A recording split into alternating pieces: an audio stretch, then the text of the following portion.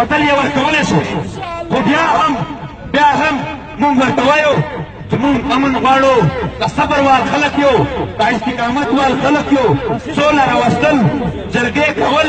مرکې کول دا زمونږ د نیکونو ایجاد دی مونږ ته د ترهګرۍ نام مه ورکوه پښتون قام ترهګر مه بوله دا د ډي جي آی ایس پي آر واروي دا یې ډرامې او فلمونه جوړوي د پښتون پکې د خطر پیش کوي دا د بند کي دا پښتون پروفایلینګ یې جوړ کړی دی دا موږ نه منو ورسره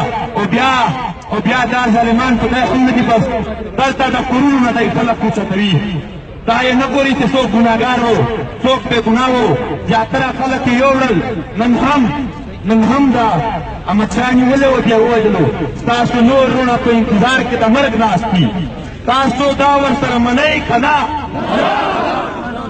مونږ پې د هغه خلک هغه بې ګناه وروڼه راخلاص کړي که چا ګناه کړی دی عدالت د څه شي دپاره دی هغه ته د یوسي سزا دې ورکړي که دوی نه کوي بیا زموږ پاڅون به وي زموږ لاریون به وي د باول